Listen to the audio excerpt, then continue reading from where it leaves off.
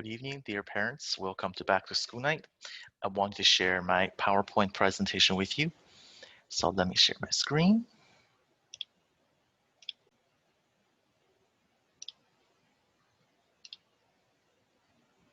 All right, welcome to Chinese class. This is for our novice low and novice mid students for all three blocks, A, B, and C. So who is Mr. Wong? Let me tell you guys a little bit about who I am. I always tell everyone I am made in China, embellished in America, and I am a local here. I've lived here for about, I would say, 20 some years now. And I am a graduate of Druid Hills High School, right next to Emory. And then I attended Emory University and I earned a double major in philosophy and Chinese studies. And I have a master in curriculum and instruction as well. And this is my 14th year of teaching. And I absolutely love teaching. It is my passion.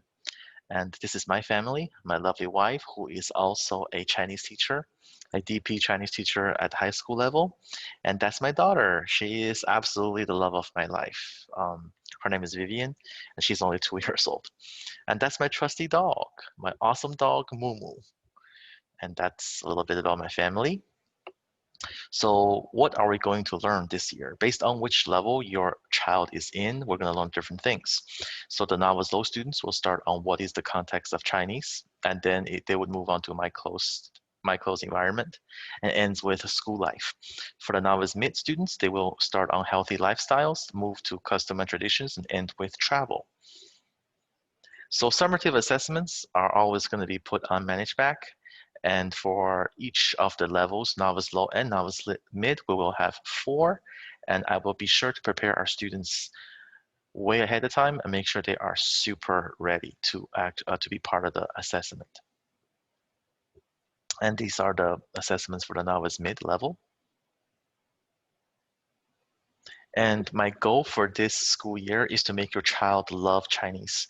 I know our students are incredibly nice and compliant, but I am not sure if they are always in love with what the teachers are teaching. And I truly wish I can lit a fire in them and lead them to be passionate about learning this language. That's going to be my goal.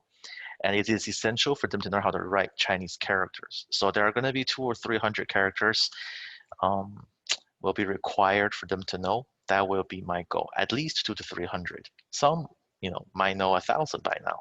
So it'll just be more. The more, the better. And the third goal is to create confident speakers. I noticed that not all of our students are confident in speaking Chinese. We want them to be very, very familiar, confident when speaking. And many of them already has got beautiful tones. So I really wish they would be more confident in talking, speaking the Chinese language. And the last one is to create lifelong learners. I am no longer the sole possessor of knowledge. We have the internet. Once you have a smartphone, the internet, the world is at your disposal. I really wish to teach our students how to be powerful and to be able to learn on their own, to extend the learning from the classroom to the living room and the bedrooms. That would be my last goal. And I did talk to our students about what their challenges were with regards to learning Chinese. And here are some of the things your child shared with me. First was tones. I just want you guys to understand tones aren't as important as you think. They are important to some extent, but most Chinese people in China really can't speak Mandarin well. So the most important thing is for you just to speak it. Even if you're off just by a little bit, it's actually quite okay. A lot of our students already got better pronunciations than the people living in China. Listening, we must be able to understand this language. And the easiest way to improve is to watch TV shows in Chinese and listen to Chinese music. Those I will definitely evolve your students in. We want them to be doing that at their leisure time. And writing stroke order, I don't understand why some teacher teaches stroke order. I mean, I guess I understand where they're coming from, but if you're teaching Chinese to a student that does not have the Chinese background, learning stroke order to me is essentially a waste of time. So I don't really concern myself with stroke orders at all. Instead, I want our students to be able to remember things on their own. So I want them to be creative. One of the ways they can be creative is to think about what do these characters actually mean to them. Let me give you an example. This is the word, this is the character for Chinese for fire. And one student told me, hey, it looked like a stick figure, right? It looked like a stick figure, but fire can be dangerous, so it burned the head off. And that's essentially correct. That's how you write fire, right? It's just a way, one way for you to remember. So if a student can come up with their own ways to remember it, it's actually better than me force feeding them stroke orders. So I want your child to be creative and to use their brain to think on their own. That would be my goal. All right, let's continue. And another major issue is they can't remember what they have learned. Now, the most important part is to relate Chinese to something that you have already learned, to activate their prior knowledge. So what do we do that?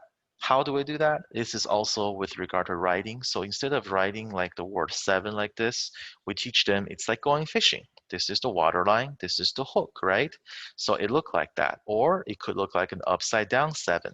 So we are using prior knowledge to create new understanding, and that's what we really wish we could do with your child in my class.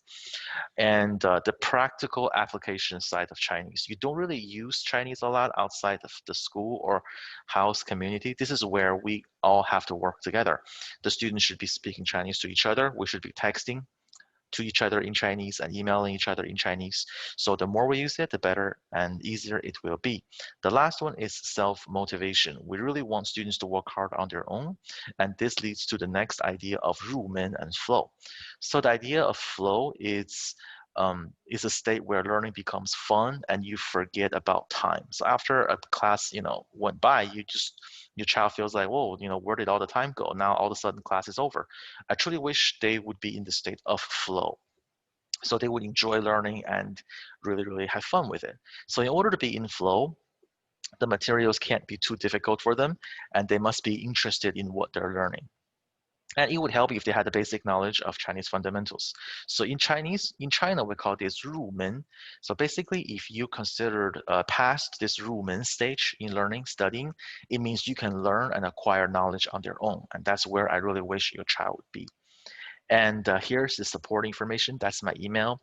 And their students, obviously their peers, classmates are also a source of support. Please use Quizlet. It has everything we need to know on it. And also YouTube. I would be posting YouTube videos regularly explaining concepts, how to write characters, and things in that nature. Or Google Classroom, obviously. And lastly is parent. So if you are a parent and you have some basic knowledge of the Chinese language, basic understanding / knowledge of the Chinese language, it would help your child a long way. So you can greet your own son or daughter in Chinese and have them greet you back. So it always starts small. And I think that's it. Thank you so much for your time. Now we do the question portion.